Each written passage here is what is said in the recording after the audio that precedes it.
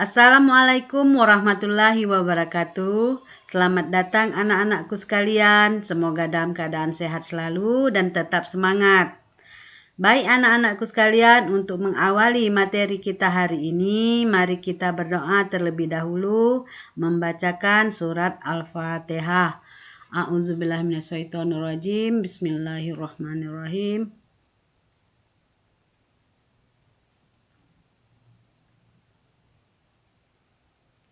Amin, amin, amin ya rabbal alamin.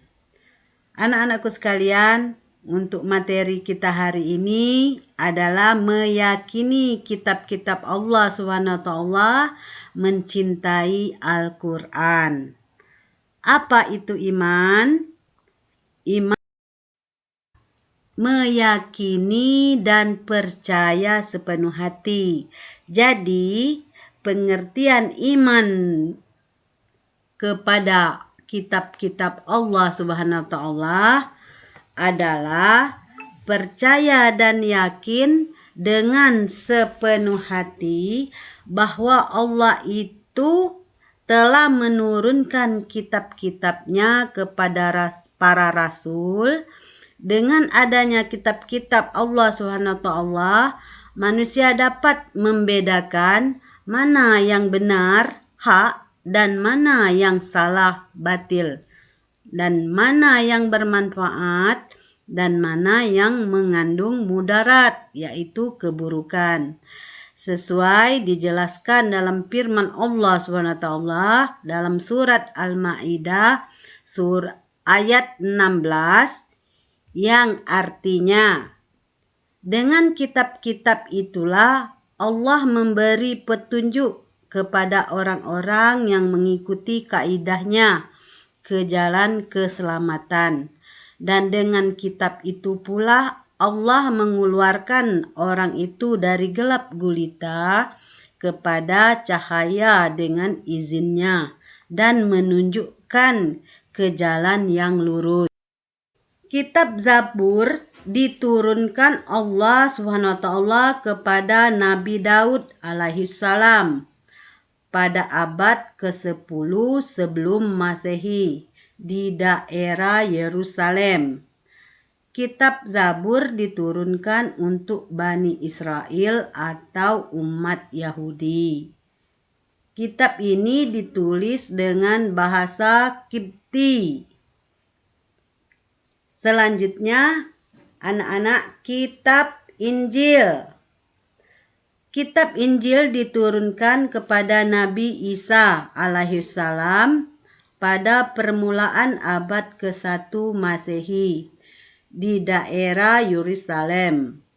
Kitab ini menjadi pedoman bagi kaum Nabi Isa alaihissalam, yaitu kaum Nasrani. Kitab ini pada awalnya ditulis dengan menggunakan bahasa Suryani.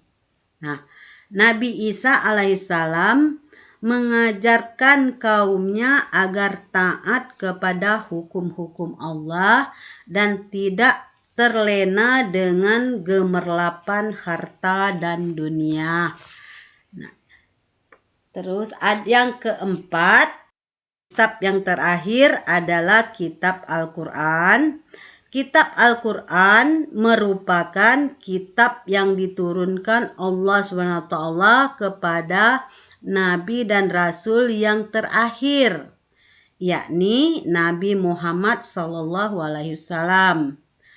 Kitab suci Al-Quran diturunkan pada abad ke-7 Masehi, kurun waktu 611 sampai 632 Masehi, sebagai penyempurnaan dan membenarkan kitab-kitab sebelumnya. Al-Quran diturunkan secara bertahap, sedikit demi sedikit, dan berangsur-angsur dalam kurun waktu 22 tahun, 2 bulan, 22 hari, atau kurang lebih 23 tahun. Nah, itu kitab Al-Quran, kitab yang terakhir. Selanjutnya anak-anak, pokok-pokok ajaran yang terkandung dalam Al-Quran adalah 1. Akidah, keyakinan, yaitu hal-hal yang berkaitan dengan keyakinan seperti mengesahkan Allah SWT dan meyakini malaikat-malaikat Allah SWT. 2. Akhlak, berarti budi pekerti, yaitu hal yang berkaitan dengan pembinaan akhlak mulia dan menghindari akhlak tercela. Yang ketiga, pokok ajarannya ibadah adalah hal yang berkaitan dengan tata cara beribadah seperti sholat, zakat, dan ibadah lainnya.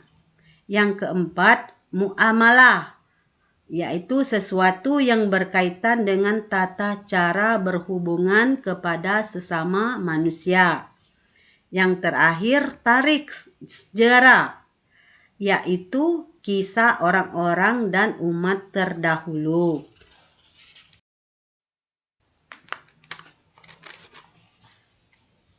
Selanjutnya anak-anak, yaitu hikmahnya. Hikmah beriman kepada kitab-kitab Allah Subhanahu wa Ta'ala.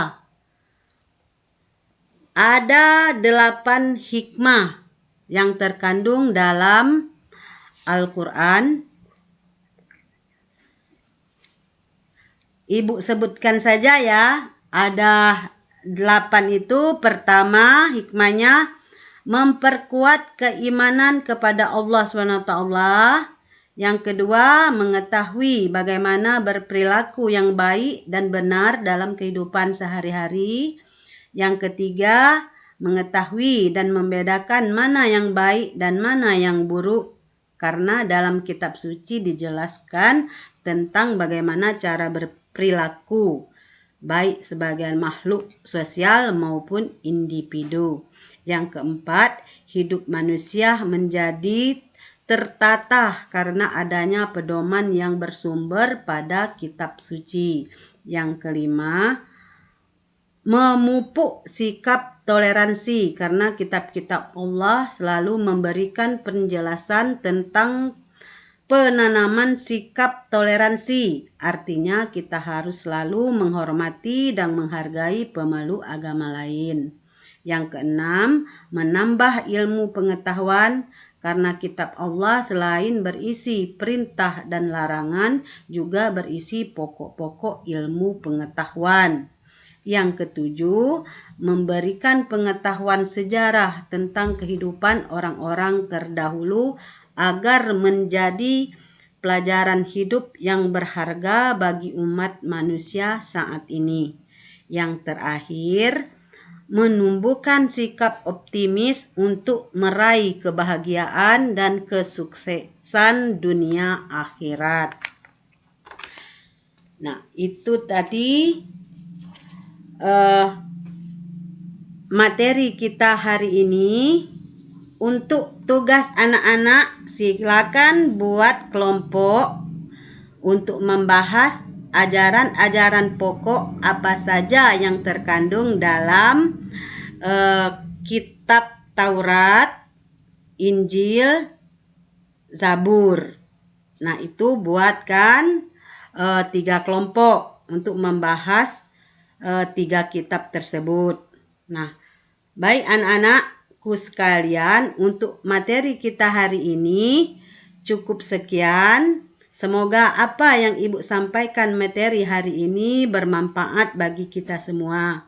Akhir kata Ibu ucapkan Assalamualaikum warahmatullahi wabarakatuh.